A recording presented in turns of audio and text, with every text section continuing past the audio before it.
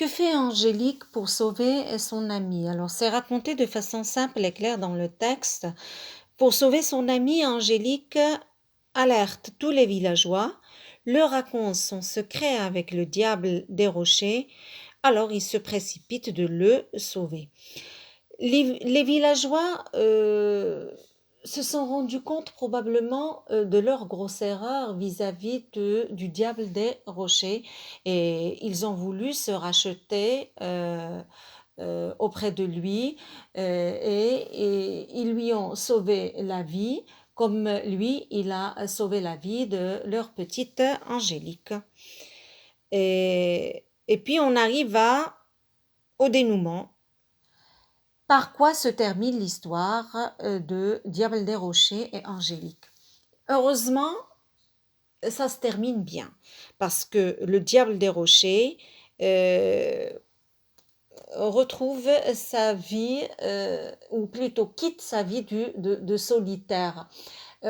Il n'a pas tout à fait intégré le village, puisque, comme il est dit, le diable des rochers ne vit plus dans la grotte, mais plutôt dans une maison sur le chemin entre la mer et le village. Donc, il n'est plus tout seul dans la grotte et il n'est pas non plus tout à fait dans le village. N'oubliez pas qu'il a grandi tout seul.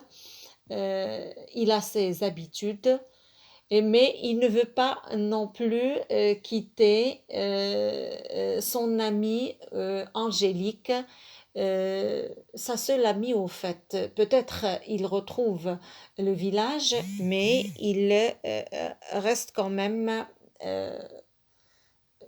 éloigné.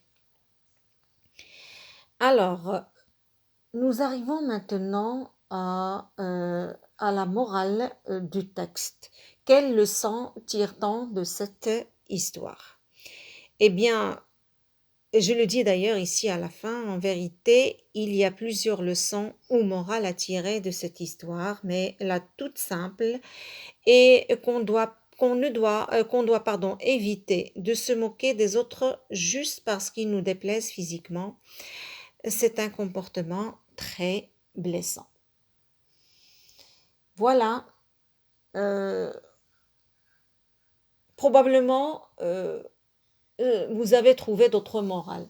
Ce n'est pas la seule. Moi, j'ai essayé de, comme je l'ai dit, toutes ces réponses-là, ou à travers ces réponses, j'ai essayé de vous approcher du texte de façon plus simple. Vous avez eu votre manière de le faire, elle doit avoir de la valeur, ça c'est certain. Donc l'essentiel, c'est que vous avez lu, vous avez essayé de comprendre, vous avez relu et vous êtes resté en contact avec la lecture. Donc, j'espère que mon objectif premier a été atteint. Donc, je vous laisse et au revoir. Pardon, il y a une petite remarque.